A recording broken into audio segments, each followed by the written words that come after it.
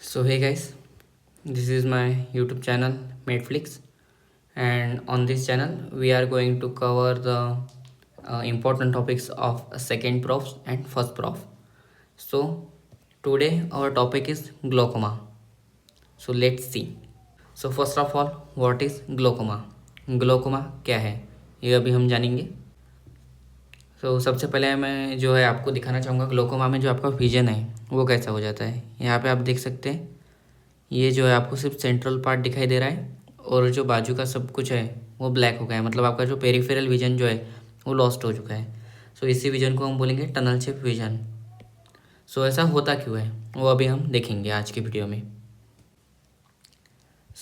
The topics we are going to cover in today's topic. आज के जो topic है हमारे वो है, हम डेफिनेशन देखेंगे ग्लोकोमा की, उसकी पैथोफिजियोलॉजी ऑफ ग्लोकोमा, फिर anti glaucomal drugs and open angle glaucoma versus angle closure glaucoma. This are the types of glaucoma. और आज हम पढ़ेंगे ड्रग्स के लिए बहुत ही बढ़िया न्यूमोनिक्स। Let's see. सबसे पहले हम डिफाइन करेंगे ग्लोकोमा को। ग्लोकोमा है क्या? It is a group of eye disorder characterize by progressive optic nerve damage. इसमें जो है ऑप्टिक नर्व को जो है वो डैमेज होता है और उसी की वजह से which results into the visual field defect. आपका जो विजुअल फील्ड है पेरिफेरल वो लॉस्ट हो जाता है। अभी ऑप्टिक नर्व डैमेज क्यों हुई वो हम देखेंगे। Let's see the pathophysiology of glaucoma. हमने देखा कि ऑप्टिक नर्व के डैमेज होने की वजह से अपना जो पेरिफेरल विजन है वो लॉस्ट हो रहा है। ऑप्टिक नर्व डैमेज इसलिए हुई, वो generally associated with increase intra optic pressure. आपके आँख के अंदर जो एक्वस है उसके बढ़ने की वजह से आपका इंट्रा ऑप्टिक प्रेशर बढ़ता है और उसी की वजह से जो है ऑप्टिक नर्व को डैमेज होता है और देर is a visual field disturbances जो कि हमको आते हैं। उसके बाद ये जनरली एसोसिएटेड है, नॉट ऑलवेज ये एसोसिएटेड रहेगा कि आपका इंट्रा ऑप्टिक प्रेशर बढ़ा इसलिए आपको ग्लोकोमा हुआ, नहीं। इसके अदर रीज़न भी हो सकते हैं डैमेज होने के लिए। वो है स्टेरॉइड मेडिकेशन का आप अगर यूज़ कर रहे हैं, आपके वहाँ पे ब्लड सप्लाई नहीं है, इश्चेमिया है, उसकी वजह से ऑप्टिक नर्व डैमेज हो सकती है। उसके बाद अगर आपके फैमिली में किसी को ग्लोकोमा है पहले से, फिर भी आपको ग्लोकोमा हो सकता है। और chronic diseases like diabetes and hypertension ये भी ग्लोकोमा को प्रेसिपिटेट करते हैं। आपका इंट्रा ऑप्टिक प्रेशर बढ़ता है, मतलब कितना बढ़ना चाहिए? सबसे पहले आपको पता होना चाहिए कि आपका नॉर्मल इंट्रा ऑप्टिक प्रेशर क्या होता है। आपका नॉर्मल इंट्रा ऑप्टिक प्रेशर होता है 20 to 20 mm of H G, और जब ये 21 mm ऑफ एच जी से ज़्यादा बढ़ जाता है तो ऑप्टिक नर्व को डैमेज होना स्टार्ट हो जाता है। यहाँ पे आप देख सकते हैं हाई प्रेशर यहाँ पे क्रिएट हुआ, उसकी वजह से यहाँ पे जो आपकी ऑप्टिक नर्व है उसको डैमेज होना स्टार्ट हो गया। अभी हम देखें, हमने देखा कि इंट्रा ऑप्टिक प्रेशर बढ़ने की वजह से जो है ऑप्टिक नर्व को डैमेज हुआ, उसी की वजह से विजुअल डिस्टर्बेंसेस और ग्लोकोमा हुआ। अभी सबसे पहले हम देखेंगे कि इंट्रा ऑप्टिक प्रेशर बढ़ता कैसे है। उसके लिए आपको पता होना चाहिए सबसे पहले नॉर्मल फिजियोलॉजी क्या है। नॉर्मल फिजियोलॉजी में हम पढ़ेंगे जो ऑप्टिक प्रेशर है जो कि एक्वस ह्यूमर की वजह से है, एक्वस ह्यूमर फॉर्मेशन कैसा होता है और उसका ड्रेनेज कैसा है। सबसे पहले हम देखेंगे फॉर्मेशन। फॉर्मेशन जो है, the aqueous humour is from ciliary processes by actively secretion. Aqueous humour जो है एक्टिवली सिक्रेट किया जाता है सीलियरी प्रोसेस की वजह से। And this is a diagram from the KDD. यहाँ पे आप देख सकते हैं ये जो है ये है सीलियरी प्रोसेस जो मैं हाईलाइट कर रहा हूँ। ये है सीलियर प्रोसेसेस, यहाँ से जो है एक्टिवली सिक्रेटेड किया जाता है एक्वस ह्यूमर।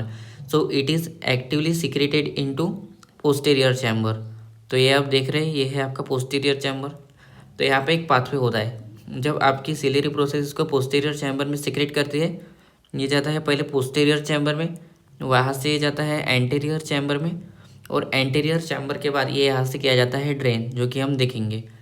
ये एक्टिवली सिक्रेटेड हुआ पोस्टीरियर चैम्बर में, और अब इसका हम देखेंगे ड्रेनेज। ड्रेनेज दो पाथवे से होता है, एक है ट्रैबेकुलर पाथवे और दूसरा है यूवियोस्क्लेरल पाथवे। जो ट्रैबेकुलर पाथवे है वो यहाँ पे देख सकते हैं आप, ट्रैबेकुलर आउटफ्लो यहाँ पे डायग्राम में दिखाया गया है। यहाँ पे जो है ट्रैबेकुलर आउट पे ट्रैबेकुलर पाथवे, इसी को कन्वेंशनल बोला जाता है, कन्वेंशनल पाथवे। यहाँ से जो है 85% ऑफ द एक्वस ह्यूमर आपका आउटफ्लो होता है।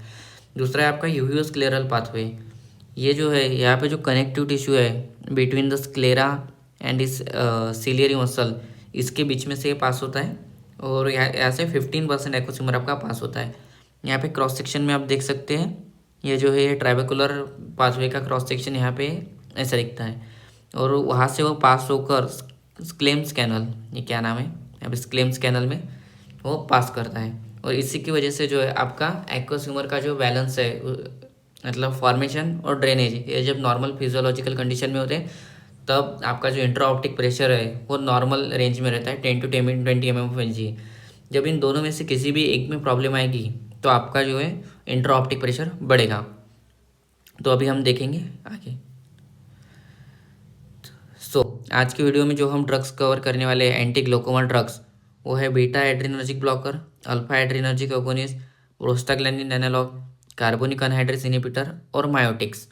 और एक और एक्स्ट्रा क्लास हम पढ़ेंगे जिसका नाम है हाइपर ऑस्मेटिक एजेंट। ये यहाँ पे मेंशन नहीं है लेकिन ये ड्रग्स जो है वो ग्लोकोमा में यूज किए जाते हैं। अभी हम सबसे पहले देखेंगे प्रोस्टाग्लैंडिन एनालॉग। सबसे पहले हम देखेंगे प्रोस्टाग्लैंडिन एनालॉग। प्रोस्टाग्लैंडिन एनालॉग, तो ये ड्रग्स कौन से आते हैं इस क्लास में? लैटानोप्रोस्ट, ट्रेवोप्रोस्ट, बिमेटोप्रोस्ट। ड्रग की टेंशन आप मत लीजिए, मैंने लास्ट में बहुत ही बढ़िया निमोनिक्स बना के दिए जिससे आपको पूरी तरह से याद हो जाएंगे। आज अभी हम देखेंगे मैकेनिज्म ऑफ एक्शन, ये ड्रग्स कैसे एक्ट करते हैं।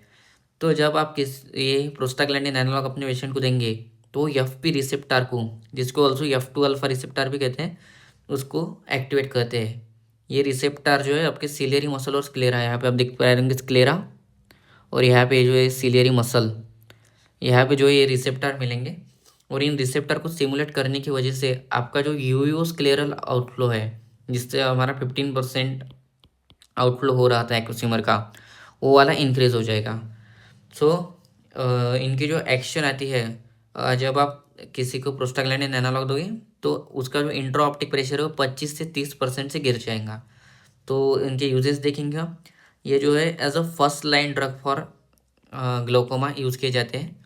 ये POAG है, ये प्राइमरी ओपन एंगल ग्लोकोमा है, और दूसरा रहता है एंगल क्लोजर ग्लोकोमा जो कि हम बाद में देखेंगे। तो they are the first line drug for the primary open angle glaucoma, इसे याद रखना। अभी हम देखेंगे इसके एडवर्स इफेक्ट। अभी हम देखेंगे प्रोस्टाग्लैंडिन एनालॉग के एडवर्स इफेक्ट। तो सबसे पहला है आइरिस पिगमेंटेशन। यहाँ पे आप देख सकते हैं, यहाँ पे आँख के बाजू में जो है यहाँ पे पिगमेंट्स डिपॉजिट हुए हैं, तो इसको बोलेंगे हम आइरिस पिगमेंटेशन। दूसरा है आईलैशेस ग्रोथ, आपके जो आईलैश है वो बहुत बड़ी बड़ी हो जाएंगी, यहाँ पे आप देख पा रहे। और तीसरा है पेरी ऑर्बिटल पिगमेंटेशन, आँख के बाजू में जो आपका बहुत ज़्यादा पिगमेंटेशन होगा तो काली काली आँख हो जाएंगी। अभी हम देखेंगे एडवांटेजेस। तो एडवांटेजेस में इसका आपको सिर्फ दिन में एक ही बार लेना पड़ेगा, वंस डेली डोजिंग, क्योंकि इसकी लॉन्ग एक्शन है। उसके बाद ये मोस्ट इफेक्टिव है, और इसका no effect on the pupil and accommodation, जो कि आप बाकी क्लास के ड्रग देखेंगे मायोटिक्स, बीटा ब्लॉकर, जिसमें जो आँख की जो प्यूपिल और एकोमोडेशन रिफ्लेक्स है इसमें भी प्रॉब्लम होती है, इफेक्ट आते हैं, लेकिन आपको वो इफेक्ट प्रोस्टाग्लैंडिन एनालॉग में नहीं मिलेंगे। Now the next class of drug that are beta blocker. Beta blocker में जो ड्रग्स आएंगे वो आएंगे टिमोलॉल, बिटेक्सालॉल, लियोबुनोलॉल। ड्रग्स के टेंशन मत लीजिए, लास्ट में न्यूमोनिक्स मिल जाएंगे। तो फिर इसके मैकेनिज्म ऑफ एक्शन क्या है? ये सीधा सीधा नाम से बीटा ब्लॉकर, बीटा ब्लॉकर मतलब ये ब्लॉक करेंगे बीटा 2 रिसेप्टर। बीटा 2 रिसेप्टर होते क्या है? ये लोकेटेड होते हैं सिलियरी एपिथेलियम में। ये KDD का डायग्राम है, यहाँ पे आप देख पा रहे होंगे कि ये है सिलियरी एपिथेलियम, और यहाँ पे है बीटा 2 रिसेप्टर। तो ये जो ड्रग है ये बीटा 2 रिसेप्टर को ब्लॉक कर देंगे, और बीटा 2 रिसेप्टर को ब्लॉक करके ये डिक्रीज करेंगे एक्यूसिमर का प्रोडक्शन करना, जिसकी वजह से आपका इंट्राऑप्टिक प्रेशर कम हो जाएगा। और इसका जो यूज़ है वो है, they are use as a second line for primary open angle glaucoma. Prostaglandin analogue first line use किए जाते थे, ये है सेकेंड लाइन। हमारा जो एम रहता है ग्लोकोमा में वो हमेशा ये रहता है कि हमको जो है वो इंट्राऑप्टिक प्रेशर कम करना है, जिसकी वजह से ऑप्टिक नर्व को डैमेज कम होगा। अभी हम देखेंगे इसके side effect. Adverse effect of the beta blocker, तो इसके दो आते हैं, लोकल साइड इफेक्ट भी आते हैं और सिस्टमिक एडवर्स इफेक्ट भी आते हैं। तो लोकल में जो है आपका रेडनेस एंड ड्राइनेस ऑफ आई, यहाँ पे आप देख पा रहे हैं, बर्निंग सेंसेशन, या फिर आपका विजन ब्लर्ड हो जाएगा। ये तीनों आपको साइड इफेक्ट जो है बीटा ब्लॉकर में लोकल साइड इफेक्ट मिलेंगे। अभी सिस्टमिक साइड इफेक्ट, आप बोलेंगे कि सिस्टमिक साइड इफेक्ट कैसे है? हमने दो टॉपिकल यूज़ किया। तो नेज़ोलैक्रिमल डक्ट से जो एब्जॉर्प्शन होता है बीटा ब्लॉकर का, उसकी वजह से जो है इसके सिस्टमिक साइड इफेक्ट आते हैं। तो सिस्टमिक साइड इफेक्ट में जहाँ जहाँ पर भी अपने बॉडी में बीटा ब्लॉकर है, मतलब बीटा रिसेप्टर है, वहाँ पे ये बीटा ब्लॉकर जाकर उनको ब्लॉक करेंगे, और उनके जो सिस्टमिक साइड इफेक्ट है वो अपने को देखने को मिलेंगे। तो जैसे कि अपने हार्ट में, उसकी वजह से हार्ट में जो बीटा ब्लॉकर प्रेजेंट है उन पर जब इफेक्ट आएगा तो हमें ब्रैडिकार्डिया, अपनी हार्ट बीट जो है, हार्ट रेट और हार्ट बीट कम हो जाएंगी। उसकी वजह से आपको हार्ट ब्लॉक भी देखने को मिल सकता है। दूसरे आपने जो बीटा टू रिसेप्टर जो प्रेजेंट है, अपन ने देखा था ब्रोंक्यूल्स पे प्रेजेंट होते हैं, उसकी वजह से ब्रोंकोस्पैम होकर आपको सांस लेने में दिक्कत हो सकती है। अभी हम देखेंगे इसके इसके साइड इफेक्ट की वजह से बीटा ब्लॉकर जो है वो कुछ कंडीशन में कॉन्ट्रा इंडिकेटेड है। अभी हम वो कंडीशन देखेंगे। ओके, सो अभी इसके साइड इफेक्ट की वजह से जिस कंडीशन में कॉन्ट्रा इंडिकेटेड वो है अस्थमा, सीओपीडी और हाइपोटेंसिव पेशेंट अगर है। अगर किसी पेशेंट का ब्लड प्रेशर पहले ही कम है तो उनमें हमें नहीं दे सकते, किसी को अस्थमा है फिर भी नहीं दे सकते। सो लेकिन केडीटी में लिखा है कि अगर आप प्रेशर अप्लाई करते हैं अपने इनर कैंथस पे, यहाँ पे नाक के बाजू में, अगर आप यहाँ पे ऐसे प्रेशर अप्लाई करते हैं 5 मिनट तक टॉपिकल यूज़ करने के बाद, तो आप इसके जो सिस्टमिक साइड इफेक्ट है वो आप कम कर सकते हैं। अभी हम देखेंगे नेक्स्ट क्लास के drug. Class of drug that we are going to see is alpha adrenergic agonist. We are going to see that are alpha adrenergic agonist. Alpha से आपको याद रखना है, अगोनिस्ट है ए। वहाँ पे बीटा ब्लॉकर था तो बीटा से आप याद रख सकते हैं बीटा ब्लॉकर, अल्फा अगोनिस्ट। तो यहाँ पे ड्रग्स जो आपको पढ़ने पड़ेंगे वो है एप्राक्लोनिडिन, ब्राइमोनिडिन एंड डिपिवेफ्राइन। 3 ड्रग है, इसकी टेंशन मैंने आपको बोला है, न्यूमोनिक्स आपको मिल जाएगा एंड के में। इसका मैकेनिज्म ऑफ एक्शन देखेंगे, ये स्टिमुलेट करेंगे अल्फा 1 और अल्फा 2 रिसेप्टर को। यहाँ पे आप देख पा रहे हैं अल्फा 1 रिसेप्टर और यहाँ पे अल्फा 2 रिसेप्टर सिलियरी एपिथेलियम पर। और अल्फा 1 रिसेप्टर जो है, जो वेसल्स रहते सिलियरी ब्लड वेसल उनके ऊपर प्रेजेंट रहते। अल्फा 2 रिसेप्टर जो है वो सिलियरी एपिथेलियम पे प्रेजेंट रहते। तो अल्फा 1 रिसेप्टर को स्टिमुलेट करने की वजह से वो एकोसिमर का प्रोडक्शन डिक्रीज कर देगा और अल्फा 2 की वजह से वो डिक्रीज कर देगा उसका secretion into the vitreous posterior chamber, या फिर आप उसको विट्रस कैविटी भी बोल सकते हैं। तो इसकी वजह से आपका इंट्रा ऑप्टिक प्रेशर डिक्रीज हो जाएगा। सो ये कभी भी फर्स्ट लाइन यूज़ नहीं किए जाते, ये एज एडजेसेंट थेरेपी यूज़ किए जाएंगे। और आप यहाँ पे याद रखने के लिए अल्फा मूवी का साइड में। अभी हम देखेंगे इनके side effect. Okay, so alpha, आप आपने जो देखा अभी अल्फा एड्रेनर्जिक अगोनिस्ट, उसके जो एडवर्स इफेक्ट है वो है आपको सारे एड्रेनर्जिक सिस्टम एक्टिवेट होने की वजह से जो भी साइड इफेक्ट आएंगे, जैसे कि ड्राई माउथ, फटीग, और कुछ लोगों को एलर्जी होती है तो उनमें रेडनेस ऑफ आई भी आपको देखने को मिलेंगी। सो यहाँ पे एक याद रखना है आपको, जो ब्राइमोनिडिन पढ़ा अपन ने, तो 3 ड्रग पढ़े, उसमें से एक था ब्राइमोनिडिन। तो ब्राइमोनिडिन में हमको ड्यूअल एक्शन देखने को मिलती है, वो डिक्रीज करता है एक्रोसिमस फॉर्मेशन एज वेल एज वो इंक्रीज करेंगे यूवियोस्क्लेरल आउटफ्लो। ओके, तो अभी हम देखेंगे नेक्स्ट क्लास के ड्रग जो है कार्बोनिक अनहाइड्रेस इनहिबिटर। ये जो है एंजाइम होता है जो कि आपके सिलियरी एपिथेलियम में आपको मिलेगा। तो ड्रग्स जो है वो 2 टाइप के यूज होंगे, टॉपिकल ड्रग्स भी है, ओरल भी है। तो टॉपिकल में आपको याद रखना पड़ेगा डॉर्जोलामाइड, ब्रिंजोलामाइड, और ओरल में है आपका एसिटाजोलामाइड। सो इसका जो मैकेनिज्म ऑफ एक्शन है, ये नाम से ही आपको याद आ जाएगा कि कार्बोनिक अनहाइड्रेस इनहिबिटर, मतलब कार्बोनिक अनहाइड्रेस एंजाइम को जो लोकेटेड है सिलियरी बॉडी में उसको इनहिबिट कर देंगे। अगर कार्बोनिक अनहाइड्रेस को अगर इनहिबिट कर देंगे तो जो बाइकार्बोनेट आयन है वो कम फॉर्म होंगे, और बाइकार्बोनेट आयन जो है वो रिक्वायर होते हैं वाटर और सोडियम का मूवमेंट करने के लिए इनटू पोस्टीरियर चैम्बर। अगर आपको एक्वसिमर सिक्रेट करना है पोस्टीरियर चैम्बर में तो उसके लिए आपको बाइकार्बोनेट आयन चाहिए होते हैं। आपने वो रिएक्शन पढ़े होंगे, वाटर प्लस CO2 प्लस अगर कार्बोनिक अनहाइड्रेस आप यूज़ करते हैं तो HCO3 माइनस प्लस यहाँ पे आपको बाइकार्बोनेट आयन मिल जाता है। तो इस तरह से आप अगर ये बाइकार्बोनेट आयन कम कर देंगे तो आपका एक्वसिमर सिक्रेशन भी कम हो जाएगा। तो ये यूज़ किए जाते हैं primary open angle glaucoma, acute angle closure glaucoma, और फिर इमरजेंसी में भी इसको to reduce intra optic pressure आप यूज़ कर सकते हैं। अभी हम देखेंगे इसके एडवर्स इफेक्ट। ओके, सो अभी हम एडवर्स इफेक्ट देखेंगे हमारे कार्बोनिक अनहाइड्रेस इनहिबिटर के। कोई जो टॉपिकल्स एडवर्स इफेक्ट आएंगे वो आएंगे आपको बीटर टेस्ट, वो आपको कड़वे लगेंगे, फिर आपका बर्निंग सेंसेशन भी हो सकता है आँखों में। दूसरे इसके सिस्टमिक साइड इफेक्ट बहुत है, आपको देखने पड़ेंगे, क्योंकि ये जब सिस्टमिक एब्जॉर्प्शन शो करते हैं तो आपको मेटाबॉलिक एसिडोसिस, जो कि आपने एसिटाजोलामाइड ओरल लिया था उसकी वजह से आपको मेटाबॉलिक एसिडोसिस, आपके बाइकार्बोनेट आयन कम हुए तो उसकी वजह से हाइपोकैलेमिया, आपके पोटेशियम कम हो सकता है, रीनल स्टोन, आपको रीनल स्टोन हो सकते हैं। उसके बाद पैरास्थेसिया, आपकी जो सेंसेशन है स्किन पर के वो लॉस होंगे, कम होंगे। उसके बाद आपको जो है कॉर्नियल एडिमा हो सकता है। अभी हम देखेंगे नेक्स्ट क्लास के drug. Okay, so the next class that we are going to see are they are the miotics also called as cholinergic drug. तो इसके अंदर जो ड्रग्स आते हैं वो है पाइलोकार्पिन, कार्बेकॉल, फाइसोसिग्माइन। सो इसका जो मैकेनिज्म ऑफ एक्शन है, ये स्टिमुलेट करेंगे M3 रिसेप्टर। अभी M3 रिसेप्टर जो यहाँ पे आपको ये आयरिस के ऊपर जो स्पिंक्चर पेपिला इन्होंने दिखाया है डायग्राम में, तो वहाँ पे जो है ये लोकेटेड होते हैं। यहाँ पे आप डायग्राम में बड़ी करके दिखा दो, यहाँ पे स्फिंक्टर पेपिला, यहाँ पे आइरिस, यहाँ पे एक्ट करेंगे।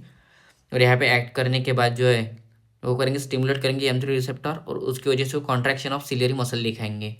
अगर कॉन्ट्रैक्शन हुआ, और कॉन्ट्रैक्शन की वजह से जो यहाँ पे जो ये अपना ट्रैबेकुलर मेश, जो ट्रैबेकुलर पाथवे उसको ओपन करके वहाँ से ड्रेनेज इंक्रीज कर देंगे। तो इनको जो है यूज़ किया जाता है एक्यूट एंगल क्लोजर ग्लाउकोमा। अभी हम देखेंगे इसके एडवर्स इफेक्ट। अभी जो हम एडवर्स इफेक्ट देखेंगे अपने मायोटिक्स के, तो जो लोकल एडवर्स इफेक्ट है वो है मायोसिस। आपका जो प्यूपिल है वो पिन पॉइंट प्यूपिल हो जाएगा। उसके बाद आपका विजन ब्लड हो जाएगा, ब्लड विजन आपको जो है आएगा। उसके बाद आपके जो ये ब्रो एक होगा आपको, यहाँ पे आपके भुआई के ऊपर जो है आपकी पेन हो सकता। फिर सिस्टमिक में अगर देखेंगे तो आपको स्वीटिंग होगी, सलाइवेशन, आपकी हार्ट रेट कम होगी, ब्रेडिकार्डिया, या फिर bronchospasm. All that are we are going to see when there is increase in the cholinergic system. मतलब कोलिनर्जिक सिस्टम एक्टिवेट होने की वजह से जितने भी साइड इफेक्ट अपने को आते हैं वो सब आपको दिखेंगे। लेकिन यहाँ पे ना एक लाइन आपको याद रखनी है, ये जो है always use after initial decrease in intraocular pressure. ऐसा क्यों कहा? आप एकदम स्टार्टिंग में जब आपका इंट्राऑप्टिक प्रेशर बहुत ज़्यादा है तब आप ये नहीं दे सकते। आपको कम से कम 40 mm ऑफ एच से जब आप कम कर लेंगे अपना इंट्राऑप्टिक प्रेशर, 40 mm ऑफ एच से जब कम कर लेंगे तब आप इसको यूज़ कर सकते हैं। क्योंकि हाई प्रेशर के वक्त जो है वो वेसल्स जो है वो वैसे कंस्ट्रिक्ट हो चुकी होती है, तो उसकी वजह से मायोटिक्स जो है वो अपना इफेक्ट प्रॉपरली नहीं दिखा पाते। उस नेक्स्ट क्लास ऑफ एजेंट मैंने जो कि बोला था कि क्लासिफिकेशन में नहीं दिए है लेकिन अपने को पढ़ने पड़ते हैं, तो है हास्पर ऑस्मेटिक एजेंट। तो उसमें दो ही ड्रग है, ओरल में है ग्लिसरॉल और आईवी में है नैनिटॉल। तो इनके मैकेनिज्म ऑफ एक्शन हम देखेंगे, ये कुछ नहीं, ये सिंपली प्लाज्मा ऑस्मोलैरिटी को बढ़ा देते हैं। आपने जो ऑस्मोसिस का कॉन्सेप्ट पढ़ा होगा कि जो है वो लो कॉन्सेंट्रेशन से हाई कॉन्सेंट्रेशन की तरफ जो है वो फ्लूइड मूव करता है, तो उसकी वजह से ये प्लाज्मा ऑस्मोलैरिटी इंक्रीज करते हैं। उसकी वजह से विट्रस ह्यूमर जो है, मतलब एक्वस ह्यूमर जो है वो विट्रस चैम्बर से बाहर की तरफ चला जाता है बाय ऑस्मोसिस, और उसकी वजह से rapid fall in intraocular pressure, आपका इंट्राऑप्टिक प्रेशर कम हो जाएगा। तो इनके जो यूज़ है वो एंगल क्लोजर ग्लाउकोमा, उसी को एक्यूट एंगल क्लोजर ग्लाउकोमा बोलेंगे, या फिर बिफोर सर्जरी भी आप इंट्राऑप्टिक प्रेशर कम करने के लिए इनको यूज़ किए जाते हैं। अब इनके पढ़ेंगे हम साइड इफेक्ट। जो एडवर्स इफेक्ट है वो है हमारे पास मैनिटॉल के और ग्लिसरॉल के। तो जो मैनिटॉल के एडवर्स इफेक्ट वो है आपको पल्मिनरी एडिमा मिलेंगे, आपको सांस लेने में तकलीफ होंगी। फिर आपका कंजेस्टिव हार्ट फेलियर हो सकता है, लोड बढ़ सकता है एडिमा होने की वजह से। और ग्लिसरॉल में तो सीधा सीधा आपका हाइपरग्लाइसेमिया, आपके ब्लड शुगर लेवल हाई हो जाएंगे। अभी हम पढ़ेंगे अभी हम पढ़ेंगे टाइप्स ऑफ ग्लोकोमा। यहाँ पे आप देख पा रहे हैं ये टाइप्स ऑफ ग्लोकोमा। दो टाइप के ग्लोकोमा होते हैं, ओपन एंगल ग्लोकोमा और एंगल क्लोजर ग्लोकोमा। अब इसको याद कैसे रखेंगे, यहाँ पे आप देख पा रहे हैं जो कॉर्निया और आइरिस के बीच में जो एंगल है वो ओपन है यहाँ पे, मतलब ट्रेबेकुलर मेशोर जो है वहाँ पे जो एंगल जो है वो बड़ा है। लेकिन आप इस एंगल क्लोजर में अगर देखेंगे तो एंगल देखिए बहुत छोटा हो चुका है, क्योंकि आइरिस ने जो है आइरिस जिसने भी जो है वो एंगल ब्लॉक कर दिया है। तो इसी को ओपन एंगल ग्लोकोमा को ही वाइड एंगल ग्लोकोमा भी कहते हैं। वो जो है एक ग्रेजुअली डेवलप होता है ओवर द ईयर, इसलिए ये जो है ओल्ड एज में कॉमनली देखने को मिलता है। इसमें जो इंट्राऑप्टिक प्रेशर है वो मॉडरेटली इंक्रीज होता है, और there is progressive peri orbital vision loss, निकल तो क्या स्पेलिंग, लेकिन पेरी ऑर्बिटल जो विजन लॉस है वो प्रोग्रेसिवली होते हैं, ऐसे अचानक से आपका विजन नहीं जाता। और ये कोई किसी प्रकार की कोई इमरजेंसी नहीं, इसको आप as a normal condition treat कर सकते हैं। लेकिन एक्यूट एंगल क्लोजर ग्लोकोमा जो है वो एक मेडिकल इमरजेंसी है। इसी को जो है आप नैरो एंगल ग्लोकोमा भी बोलते हैं। ये सडनली डेवलप होता है, अचानक से आपको आँख से दिखना बंद हो जाएगा, आपका इंट्राऑप्टिक प्रेशर बहुत ज़्यादा बढ़ जाएगा, और सडनली आपका जो ब्लड विजन है वो आ जाएगा, और ये जो है एक मेडिकल इमरजेंसी है। इसके लिए मैंने बहुत अच्छी तरीके से आपको याद रखने के लिए बनाया कि कौन सी इमरजेंसी है कौन सी नहीं है। अगर प्राइमरी ओपन एंगल ग्लोकोमा कहते हैं कि I am slowly stealing your vision, तो एंगल क्लोजर ग्लोकोमा बोलेगा why wait, I shall do it today, मैं आज ही काम तमाम कर देता तेरे बाप को मत सिखा, चल हम मालूम है, तेरे बाप को मत सिखा, चल। एंगल ग्लोकोमा में और एक्यूट एंगल क्लोजर ग्लोकोमा में। जो हमारी प्राइमरी ओपन एंगल ग्लोकोमा में जो ट्रीटमेंट है वो स्टेप वाइज अप्रोच है कि हम सबसे पहले प्रोस्टाग्लैंडिन एनालॉग प्रीफर करते हैं, और अगर वो टीमोलॉल अगर कॉन्ट्रा इंडिकेटेड नहीं है तो टीमोलॉल भी हम यूज़ कर सकते अपन। और अगर फिर भी अगर आपका इंट्राऑप्टिक प्रेशर कम नहीं हो रहा है तो आप शिफ्ट होंगे डोर्जोलामाइड और ब्रिंजोलामाइड, अल्फा एड्रेनर्जिक अगोनिस्ट, इसके ऊपर आप शिफ्ट हो जाएंगे। और इतना भी नहीं हुआ तो फिर आप डेफिनेटिव ट्रीटमेंट में जो है आप लेज़र ट्रेबेकुलोप्लास्टी डेफिनेटली इसके वजह से हो ही जाता है। और अगर आपको गोल्ड स्टैंडर्ड ट्रीटमेंट चाहिए तो फिर या इसको भी आप डेफिनेटिव या गोल्ड स्टैंडर्ड बोल सकते हैं ट्राइबेकुलेक्टोमी। इसमें से जो है फिर डायरेक्टली आपके जो है वो रिमूव कर दिया जाएगा वो ट्राइबेकुलर पाथवे, और वहाँ से बहुत ही बड़ा पाथवे आपके ड्रेनेज के लिए क्रिएट किया जाएगा। लाइक ट्राइबेकुलेक्टोमी भी लाइक अगर आपके ओरल या फिर पहले जो अपन ने जो ड्रग देखी है प्राइमरी, वो अगर अपना इफेक्ट नहीं दिखा पाए या फिर सिग्निफिकेंटली इंट्राऑप्टिक प्रेशर कम नहीं कर पाए तो ट्राइबेकुलेक्टोमी एक ही लाइन बोलेगा, तेरा तो गेम बजाना पड़ेगा अरे बाबा। सो और हम जो है अदर डिवाइसेस भी यूज़ कर सकते हैं, ग्लोकोमा ड्रेनेज डिवाइस जिसको बोलते हैं। एक आता है अहमद वॉल और एक आता है बेयरवेल्ट वॉल।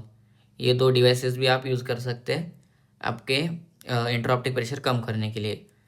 और इमरजेंसी में जो एक्यूट एंगल क्लोजर ग्लोकोमा है, जो एक्यूट एंगल क्लोजर ग्लोकोमा है उसमें जो है आप एसिटाजोलामाइड आईवी और ओरल ये सबसे पहले देंगे इंट्राऑप्टिक प्रेशर कम करने के लिए। फिर उसके बाद आप टॉपिकल टिमोलॉल देंगे अगर कॉन्ट्राइंडिकेटेड नहीं है तो। फिर उसके बाद अगर फिर भी आपका इंट्राऑप्टिक प्रेशर कम नहीं हो रहा है तो आप मैनिटॉल दे सकते हैं। और उसके बाद पाइलोकार्पिन। पाइलोकार्पिन जो है आपको थोड़ा सा ये इंट्राऑप्टिक प्रेशर कम होने के बाद जो हमने बताया था 40 mm ऑफ Hg उसके बाद ही देना है। और आप स्टेरॉइड्स भी देंगे इन्फ्लामेशन कम करने के लिए।